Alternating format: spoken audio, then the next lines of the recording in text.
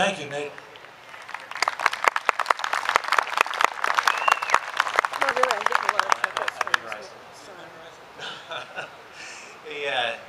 Like Matt said, I am a school teacher, and right now I actually have some volunteers walking among the crowd. Just look for them.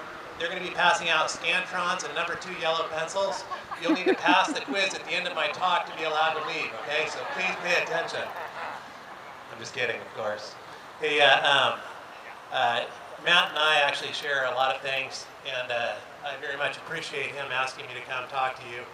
I hope you agree that, I hope you appreciate it once I'm done too, but Matt was born overseas and came to this country. So did I. I was born on an island in the Pacific, and I came to America when I was a child, and I can honestly say the American exceptionalism that he talks about is very true.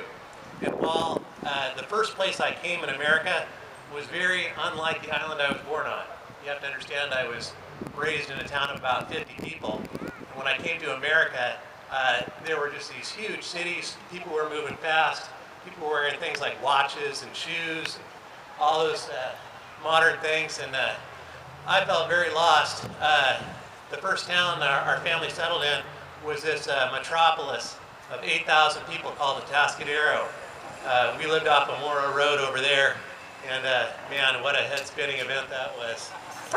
Anyway, that's funny. Hey, I am a school teacher, but before I begin my talk, I would like to say that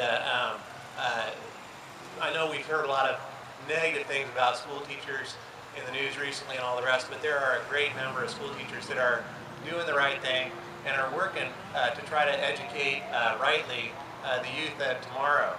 And looking at the audience that we have here, we definitely need more youth, like the fellow that spoke earlier, to come up and stand for what's right with you guys too.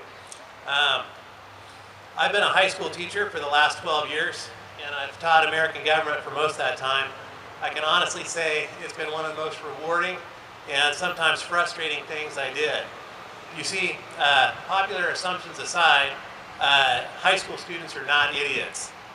Rather, most students are intelligent, and once their curiosity has been piqued, they're eager to keep learning. The trouble is that once students start reading the Constitution for the first time, they invariably have trouble understanding how things that seem so clear upon reading don't seem to align with how things actually exist in society today. In many cases, I'm left explaining the difference between what the framers intended and the intervening history that has led us to where we are today. When they read phrases like, Congress shall make no law respecting, et cetera, and they'll say things like, Mr. Moss, if that's the case, then why are there laws about such and so forth? Well, many of these questions involve violations of rights or the assumption of the violation of rights. And I've heard a lot about rights today so far.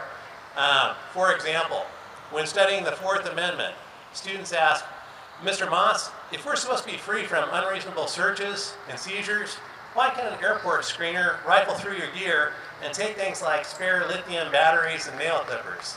It doesn't seem right. For those that are wondering, nail clippers are now allowed, but be careful of the ones with a pointy nail file thing on them. Seriously.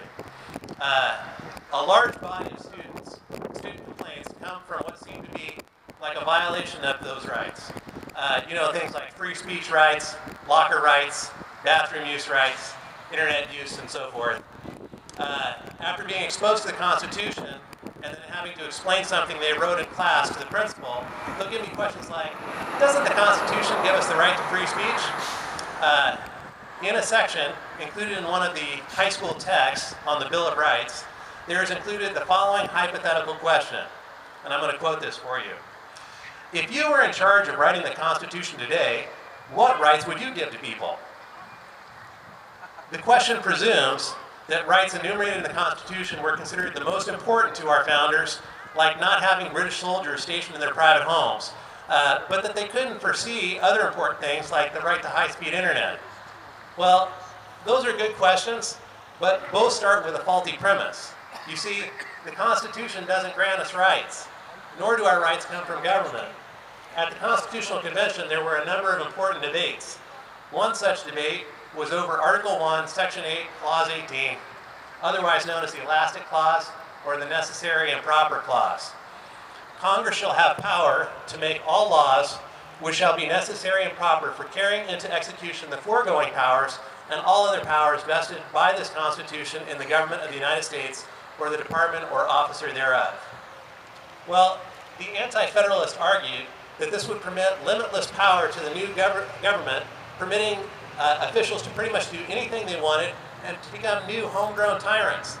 Federalists like Alexander Hamilton, who wanted a more powerful centralized government, argued vigorously against this view, saying that it was clear that Congress would only have power in this clause to allow for the execution of powers narrowly granted to the national government in the Constitution. For example, if there was to be a U.S. Army, Congress could authorize military colleges to train those soldiers. The Anti-Federalists were not placated by men like Hamilton. People like George Mason argued that unless we included a Bill of Rights listing some of the most important rights retained by the people, the national government would assume someday that they could infringe upon those rights.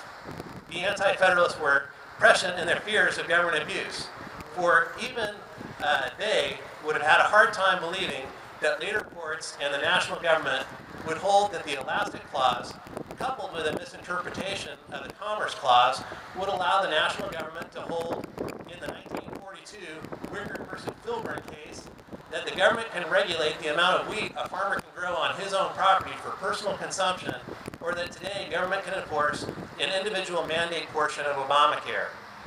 Well, one of the biggest debates today is over the question of original intent. Some people argue that we cannot begin to fathom what was in the minds of the Founding Fathers. And even if we could, it would not matter to us today. I say we have never needed to somehow mind read the people of the 1700s. They wrote down their thoughts and explained them. We can read their words. And in my opinion, some of the most explicit are found in the 9th and 10th Amendments to our Constitution. And the 9th Amendment, like Matt said, is one of those ones that people often forget about. But it says, "The enumeration in the Constitution of certain rights shall not be construed to deny or disparage others retained by the people." Its sister amendment, the 10th, says, "The powers not delegated to the United States by the Constitution, nor prohibited to it by the states, are reserved to the states respectively, or to the people."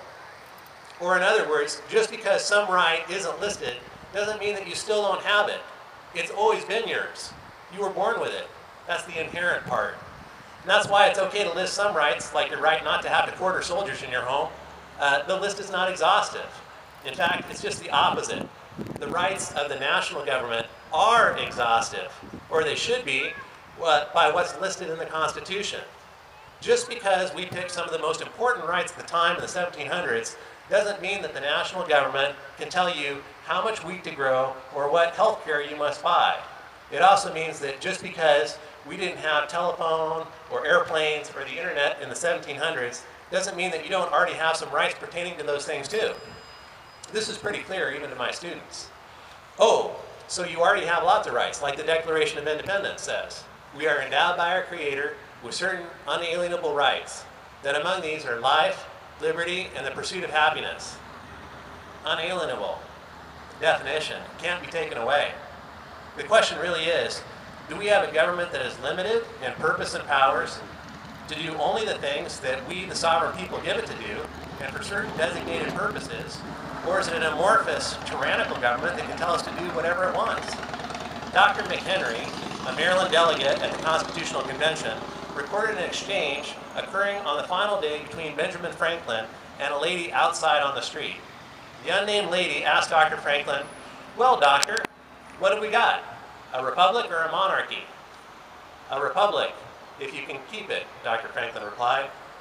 "Our founders gave us a republic and recognized the rights that we already possessed as individuals. Today, let us renew our obligation to recognize and keep those rights secure from a national government that increasingly resembles the worst aspect of despotic regimes of old." Thank you for your time.